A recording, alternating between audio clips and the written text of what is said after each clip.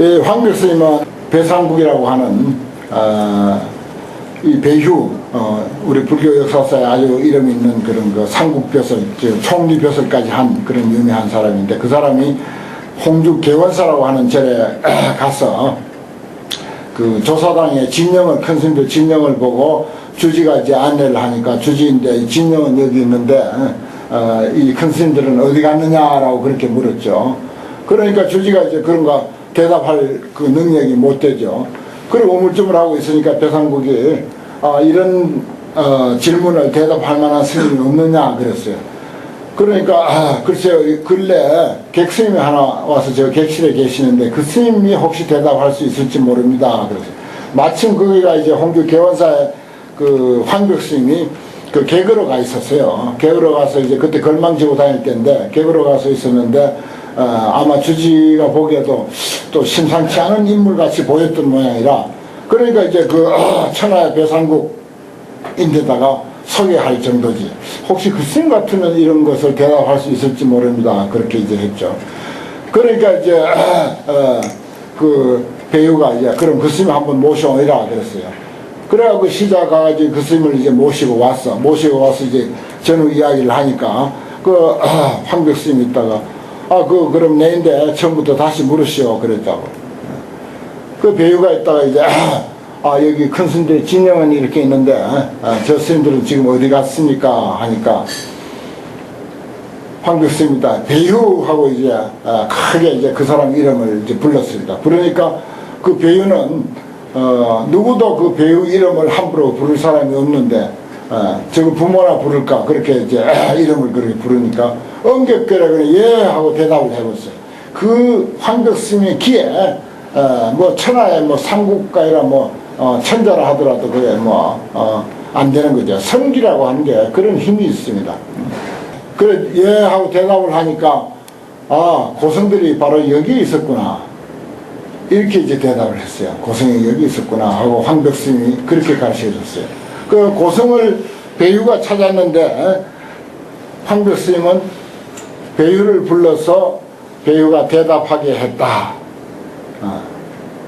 그 시간적으로 과거, 현재, 미래, 그리고 공간적으로 많은 역사적인 인물, 그 무엇이라 하더라도 이 지구상의 인류사에 그 무엇이라 하더라도 사실 실제 하는 것은 지금 여기 이 순간 우리가 이렇게 의식하고 있는 이 사실뿐이에요. 어제도 없고 오늘도 없고 내일도 없고 오로지 이 순간 여기에 이렇게 성성하게 꽉 우주에 차 있는 이 사실, 그것뿐이거든요.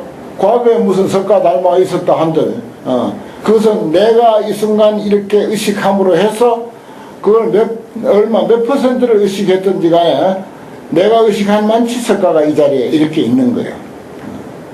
달마도 마찬가지고 지나가는 과거 고성도 내가 얼마만치 그 사람들에 대한 이해를 이 순간 여기에서 내가 표현할 수 있는가에 존재하는 것이지 그 외에는 아무것도 존재하는 게 없어. 부모도 마찬가지고 돌아가신 부모도 역시 내가 이 순간 이렇게 존재하는 여기에 남아있는 건 많지만 존재하는 거죠. 이것이 이제 여기 이제 불법 개의를 물었는데 할을 하거나 방을 했거나 몽둥이로 후려쳤거나 하는 또 이 황벽 스님의 그 고성이 여기에 있구나 라고 한 이런 것이 전부 일맥상통하는 그런 그 내용입니다. 이러한데 이제 조금 우리가 마음을 써야 인재록에서 그 어떤 그 맛을 느낄 수가 있고, 저기 이제 아까 말씀드렸듯이 시중에 이제 넘어가면은 뭐 굳이 이제 그런 그 차원 높은 법거량이 아니고도 충분히 우리의 그 사랑 분별로 또 이론적으로 이해할 수 있는 그런 아주 좋은 내용들이 시중에는 많이 있습니다. 진짜 좋은 내용은 시중에 있어요. 그 다음에 이제 암곡 제송은 후인 표방이요, 암곡에다가 소나무를 심는 것은 뒷사람들에게 본보기를 보이는 것이다, 그런 뜻인데, 이게 이제 황벽 스님이 어느 날 이제 임재 스님께서 소나무를 심고 있었어요. 소나무를 심고 있었는데 이것도 이제 106쪽에 아까 거기서 이제 조금 더 넘어가면 이제 그거 나옵니다. 어디 한번 바로 가서 보지요. 확인하지. 106쪽 보니까 제목이 소나무를 심은 뜻은 이렇게 돼 있죠. 여기 보면 사제송차에 임재 스님께서 소나무를 심는 차제에 황벽이 물었다. 심산리에 제허다야 심산리에 이 깊은 산속에 저렇게 소나무도 많은데 더 이상 또 심어가지고서 자신마 뭐 하려고 하느냐. 사운 이려 산문 자경치요. 한 가지는 산문의 경치를 위한 것이고 한 가지는 후인 표방이다. 후인에게 표방을 짓는 것이다. 뒤 사람들에게 본보기를 보여주는 것이다. 그렇죠. 산에 나무를 심는 것은 그런 그 본보기가 있습니다.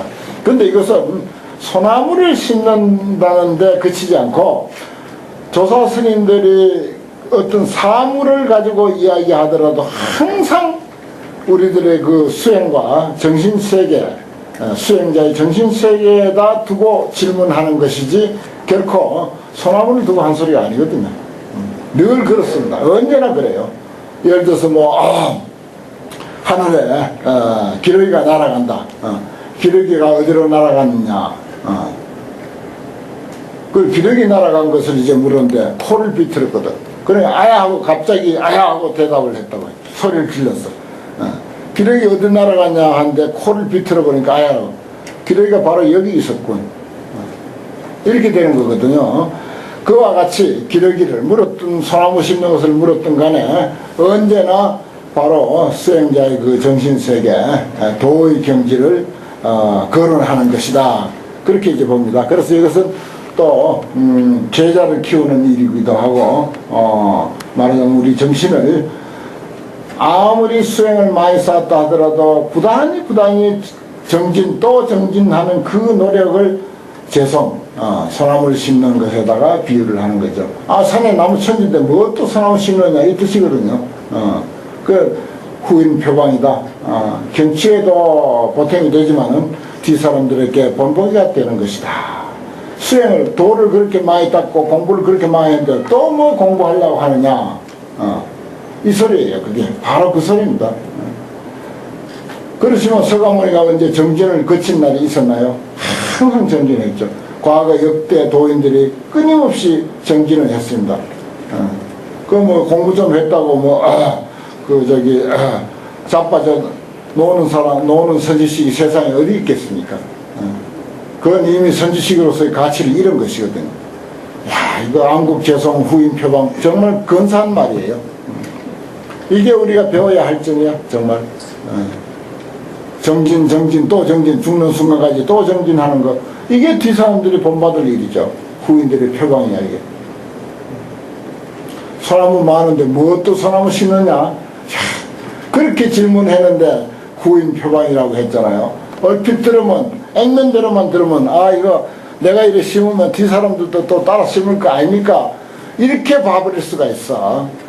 근데 이제 선문은 거기에 끝나지 않고 그 이면에 큰 무궁무진한 그 맛을 이제 보고 그게 눈에 들어오고 그걸 이제 음미할 줄 알아야 이제 그게 이제 선어록을 읽는 재미고 즐거움이죠. 그 다음에 이제 곽두촉지하니 깊이 활매로다. 이것도 이제 107쪽 아까 그 잡고 계세요. 그 다음에 107쪽에 보면은 43-1에 보면 이곳에는 산채로 매장한다 그랬어요. 산채로 매장한다. 여기도 보면 이제 사보청 서지차에 보청이라고 하는 것은 울력이죠. 임재스님께서 울력해서 그 땅을 그 호미질하는 차제에 황벽이 오는 것을 보고는 주곽일입이라 그 괭이를 또 이렇게 버티고 이제 서 있어 버렸어. 그대로 이제 괭이를 들고 서 버렸어. 그 황벽이 말해 자니 곧냐 이놈이 되게 피곤한 모이네. 딴 사람이 일하는데 그냥 가만히 이렇게 짚고 서 있게. 그러니까 사운 과야 미거는 아직도 그 홈이나 뭐 이제 괭이도 들지도 않았는데 곤게 신마오 곤하게 뭐 곤해. 황벽이 그러니까 황벽이 있다가 후려쳤어. 변타라. 그러니까 접주방 황벽 스님이 때리는 그 몽둥이를 잡아버렸어. 그러니까 뭐 스승이 뭐 꼼짝달싹 못하죠. 그래고 냅다 뺏어가지고 저 멀리 던져버렸어. 일송송도에. 저 멀리 던져버린 거야. 그러니까 황벽이 환윤하라. 황벽이 이제 당신 그 힘으로는 도저히 안 돼가지고서 이제 윤하를 부른 거죠. 황벽 벽자가 이제 흑토가 됐네요. 그 나무목을 고치세요. 오자가 교정을 여러 번 했는데도 이런 오자가 나오네. 윤하를 불러가지고 윤하야 나를 좀 일으켜다오 그랬어요. 나를 좀 부축해다오 그랬어요.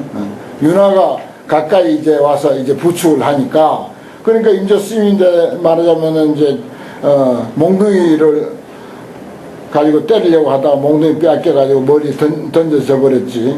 그리고 넘어졌단 말이야. 그러니까 부축해달라 하니까 부축해준단 말이야. 방장스님 부축해달라니까. 그리고 이제 하는 말이 윤하가 하는 말이요. 화상께서는 어찌 이 미친놈의 무례한 짓을 갖다가 용납합니까? 용서합니까? 이놈 뭐 끌고 가서 후두들 패든지 무슨 대중공사를 붙이든지 하지 않고 그렇게 이야기를 한 거예요. 윤하는 또 법을 세우는 사람 아닙니까? 그러니까 당연히 윤하다운 소리를 한 거야. 아니 어디라고 그 방장스님을 갖다가 말이야 그렇게 넘어뜨리고 방장스님이 주장자를 뺏어가지고 던져버리고 이런 무례한 미친놈 무례한 짓이 있느냐고 그랬어요. 그러니까 황벽스님이 이제 겨우 이제 일어나서 도리어 윤하를 후두들을 폈어. 변타 윤하 하니 곽지운 그때 이제 임재스님이 옆에 보고 있다가 땅을 이제 그 괭이를 이제 파면서 괭이를 파면서 제 방에는 사람이 죽으면은 화장을 하지만은 여기에는 일세 활매다 산채로 묻어버린다 하면서 막 그냥 묻어버리려고 두 사람 다 묻어버리려고 땅을 파고 있는 거예요. 이게 이제 법고량이 너무 이제 참 커서 우리가 이제 정말 손톱 들이밀 곳이 없는데 어쨌든 이것을 이제 우리가 그 사랑으로라도 좀 뭔가 이렇게 사유를 해서 맛을 보면은 그런 대로 또 어느 정도 국물 맛을 볼 수는 있어요. 전혀 이건 뭐 깨달아야 하는 거 아닙니까? 아닙니다. 깨닫지 못한 우리의 사랑으로도 그만치 이제 우리가 깊이 사유를 하다 보면은 이게 또 그런 대로 100%는 아니지만은 하다못해 1~2%라도 그 맛을 볼 수가 있습니다. 뭐 근사하잖아요. 일단 땅을 파면서 제 방에서는 사람 죽으면 화장하지만 난 여기서 산채로 갖다 묻어버린다. 누굴 묻어? 방장스님하고 윤하하고 다 한꺼번에 묻어버린다. 산채로. 그런 이야기죠. 여기 이제 보면은 곽두 촉지하니 깊이 활멸하다 거의 산채로 묻힐 뻔 했다. 서문 그런 말입니다. 그 다음에 금계후생하야 맥구 자격하고 요건 이제 108쪽에 그대로 잡고 있어. 108쪽 넘겨버리면 이제 44번에 황벽스님이 자기 입을 쥐어 박다 그랬습니다. 황벽스님이 이건 이제 말하자면은 금계후생이라는 말은 그 후배를 긍정하는 거예요. 인가를 했다가 그럴 수가 있느냐 해가지고는 스스로 잘못했다고 문득 입을 갖다가 스스로 쥐어박은 거야. 말 잘못했다고 자기 입을 쥐어박은 거지. 그게 이제 맥구 자기는 문득 스스로의 입을 쥐어박았다. 스스로 입을 쥐어박았다 하는 그런 뜻인데 여기 보니까 4.1일에 제 성당 전자르니 성당 앞에 앉았는데 황벽이 오는 것을 보고는 곧 폐각목이라 눈을 감아버렸어. 스승이 오는데 눈을 또 감아버렸어. 황벽이 내온 자포세라 황벽이 이제 두려운 그런 어떤 형세를 저는 무서운 놈이다 하고 그런 이제 몸짓을 하니까 하고는 변기 방장이 곧 방장으로 돌아가 버렸어. 자기 방으로. 그러니까 사수지 방장실로 이제 따라갔어. 임재스님이. 그래갖고 이제 예사하다, 예배사하다, 아이고 스님 고맙습니다 하고 감사의 예를 올린 거죠. 그러니까 수자가 황벽처에 이제 시립하고 있다가 황벽이 있었는데 황벽이 말하기를 이 중이 비록 후생이지만 비록 후배이지만은 각지 유차서다. 이 일에 대해서 도리어 잘 알고 있다. 이 일이 뭐겠어요? 이게 이제 참 중요한 말입니다. 이 일을 잘 알고 있다. 그 수자가 말하기를 노화상 각건도 부정지하면서 수자도 이게 대단한 분이거든요. 아까 목주라고 하는 스님인데 노화상 스님의 발뿌리도 아직도 땅에 닿지 않았는데 각 정거의 후생 도리어 후생 저 후배를 인가합니다.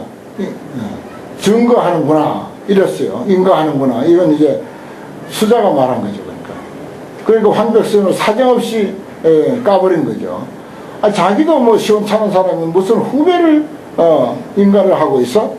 이러니까 황벽이 스스로 구상에다가 입 위에다가 타일국이라 주먹을 한 대 쥐어 박았어. 그러니까 수자가 말하기를